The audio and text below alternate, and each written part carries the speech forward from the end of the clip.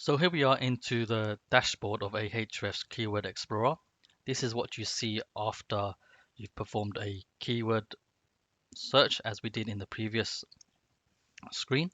So here it displays the keyword that you entered, wireless headphones, and the region that you left it at or you entered in the previous box. So as you can see, we've got a dashboard here. We've got items along the top row, and we've got some things around the left menu. I just want to go over these headline stats, these high level numbers or high level metrics. So the first one is keyword difficulty. I touched on it briefly in the previous video when we used the free keyword generator that Ahrefs provides.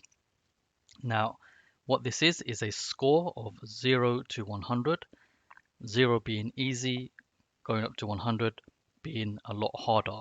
Now, for the keyword wireless headphones, Ahrefs has given it a score of 62, and it also is given it here in text what 62 means, which is hard. Now, the more you go closer to 100, it starts to go red. Now, what is important to remember that this is a score provided by Ahrefs. It's something that Ahrefs has produced itself. It is not an industry term. It is not something like use a canonical tag or use something that Google has coined and termed. It's specific to Ahrefs. Now, if you remember, when we did a brief overview of different keyword research tools, I mentioned that it's best to stick to one tool or two tools and really to minimize your usage. The reason being is that, as I mentioned, each keyword research tool or each SEO tool has its own metrics, has its own way of doing things, has its own UI. And using too many of them can get confusing, especially when you start tracking things, when you start providing reports or reporting on things. To remember what each metric is and what each metric means and stands for and does is difficult, especially if you're providing the report to someone else. So, for example, you provide a report to a client or your boss, and you use the metric keyword difficulty and you give it the score of whatever, something 10 or 100. He thinks, okay, but then you give him another report or her another report from a keyword research tool that uses something else to measure how difficult a keyword might be to rank for, and they will think, hold on, what does this mean? Or they will think what it meant in the previous report, and they may get confused, and you may do something wrong. So that's why I say it's best to stick to one keyword research tool or two keyword research tools to understand them really well and not get confused over metrics. So this is keyword difficulty. The next one is volume. So this is probably the most important metric in terms of keyword research tool, and it stands for how many searches are being performed a month for any given keyword. And obviously the volume is really important because you want to get traffic to your website. You want to make money, whether it be by serving ads on a website or selling products or generating leads. So for wireless headphones, this keyword has 116,000 searches a month, which is obviously a lot. And here at the bottom, you can see a trend over time. Seasonality might be important for certain keywords. For wireless headphones, a product which could be classed as a fast moving consumer goods product will typically have seasonality because there might be different periods or times of the year that people buy these things at. So Christmas, Easter, Black Friday, promotional holidays. So that's why seasonality can be important for keyword research tools. Sometimes not. CPC, this means cost per click. This is related to paid search, so we're not going to go into that. But what this is telling us here is for each click of this keyword on Google, it will cost them $1.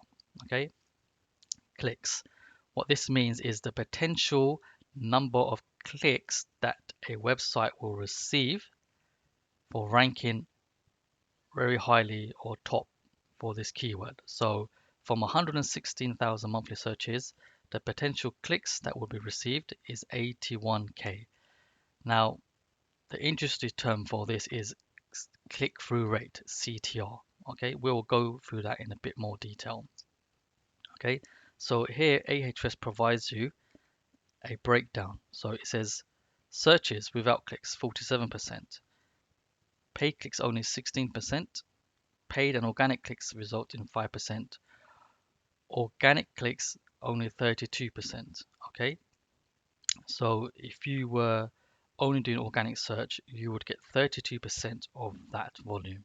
Okay, but if you were doing everything, you may get all these metrics. CPS, it stands for clicks per search. So it's given it a score of 0.7, meaning that each search is going to result in just under one click. Okay, but with the total volume added up, it's obviously going to get scores or numbers like this. Return rate. So Ahrefs has a metric called return rate, meaning that the rate of return. So for example, if someone did a search, how likely are they going to return and do that search again? For this particular keyword, it's giving it a return of 1.19, 1.19, which is okay. Global volume, as I mentioned before, different territories, different regions have different search volumes. So in the United States, it's got 116,000. In the UK, it's 83k. Simple reason being population is different. Okay. The last thing I want to focus on in this video is parent topic. Ahrefs gives keywords a parent topic, meaning that there is a level above that keyword that you are looking for or doing research for.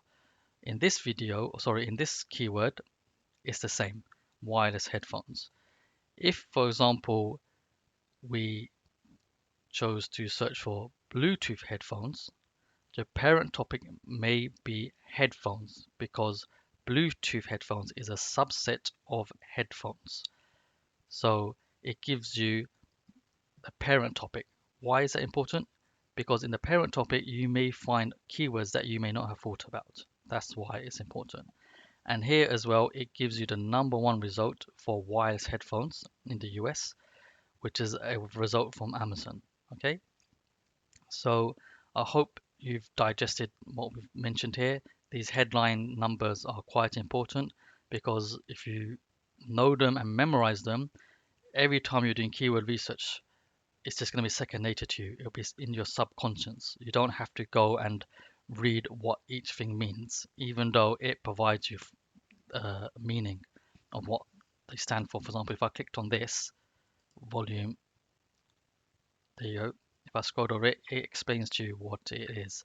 The same for keyword difficulty. But you don't want to do that. You want to know and understand and memorize what each of these things mean because it will quicken up your keyword research. Okay, guys, in the next video, we are going to go into a bit more detail about this specific keyword, wireless headphones. So keep watching. As I always say, there's a lot more to learn.